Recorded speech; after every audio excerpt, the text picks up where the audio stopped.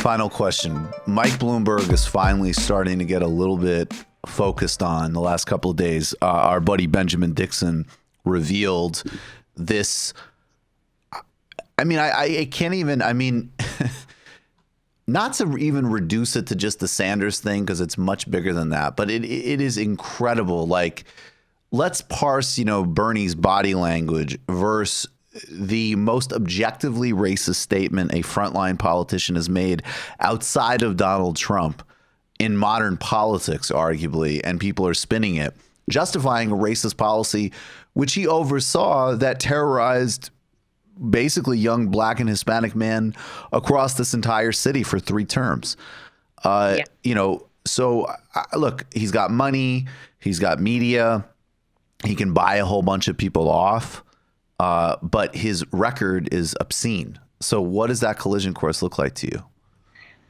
I go back and forth on this a little bit. I mean, on the one hand, I see people who were colleagues at MSNBC who were outraged at these policies when they were unfolding, when I was at the network, and, outright activists against it who are now like, oh, well, but also, the crime bill back in 1992. So let's just forgive and forget, right? Just just creating this false equivalency that is distressing and bizarre. The amount of caping for billionaires going on at MSNBC these days is, I guess I shouldn't be surprised, but it's still distressing to me.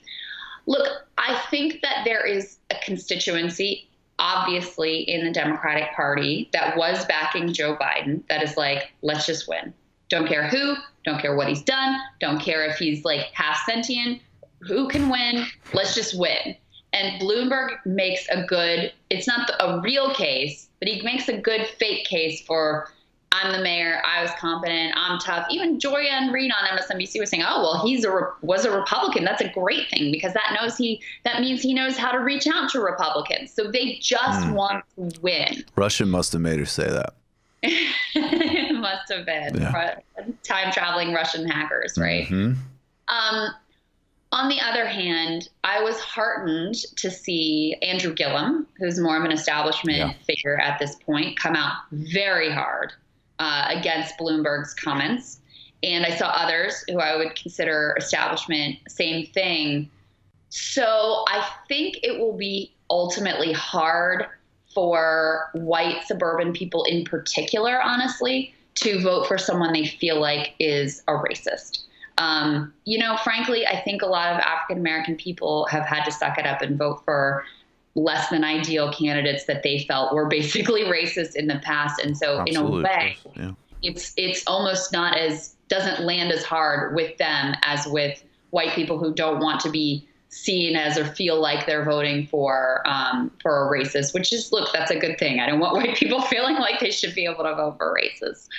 So I think he's a little bit overblown right now. I think the primary purpose he's serving in the primary at this point, no pun intended there, is to keep Democratic establishment and donor types from freaking out about Bernie Sanders' ascendance in the way that they really should, because they've got this Mike Bloomberg safety valve. And I can tell you, I've had, I have friends in the insider world, very well connected in this donor community, who tell me, my text messages are filled with people who are thinking exactly that way. Like, okay, Biden's collapsing, but it's all good because we've got Bloomberg and we don't even have to give him any money, right? Even better.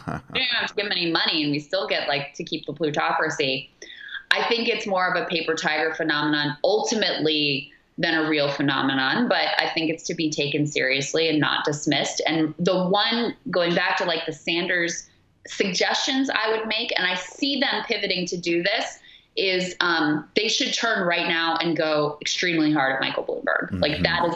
That is the pivot to make. You see them laying out the talking points about billionaires and turning that focus not only on Pete and his billionaires, but also on Bloomberg and to a lesser extent Steyer. I think going super, super hard at Bloomberg right away is the way to go. Krystal Ball, I totally agree with you, and I appreciate your time as always.